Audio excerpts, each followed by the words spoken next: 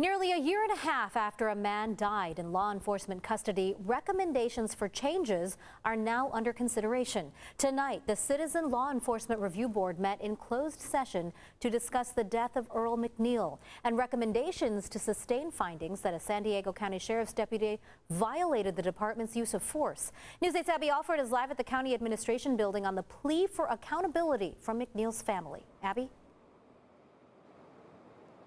Marcella, the Citizen Law Enforcement Review Board says that its findings will come out later this week. They met here tonight, and Earl McNeil's family and friends hope that those recommendations will be handed down that will lead to reform. In a plea for accountability, the lies that have been told repeatedly in a botched cover-up of police homicide has been egregious. Activist, mayoral candidate, and family friend Tasha Williamson spoke up in front of the Citizen Law Enforcement Review Board, known as CLERB, about Earl McNeil's in-custody death, while his family sat behind her, overcome with emotions. There won't be justice until there's accountability in law enforcement. In May 2018, McNeil was taken into custody after he went to the National City Police Station.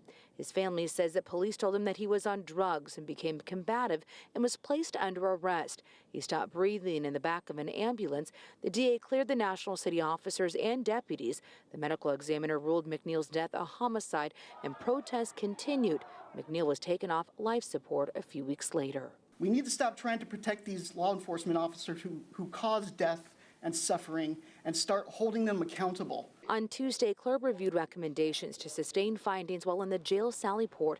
A San Diego County deputy violated department policy by pulling a shirt over McNeil's spit mask, blocking his nose and mouth. Somebody pulled a t-shirt up over a spit mask? That's just malicious. The findings are expected to be released this week, involving recommendations for better training in regards to spit masks, also prohibiting deputies from adding additional items over spit socks. The spokesperson says we will examine our policies to see how we might implement the listed recommendations. They brutalized him, and they are the ones who get paid. They are the ones who have training. A sheriff spokesperson says that the deputy in question did not violate any policy and his actions were reasonable. He was not disciplined, but he did leave the department. Carlo? Thank you, Abby.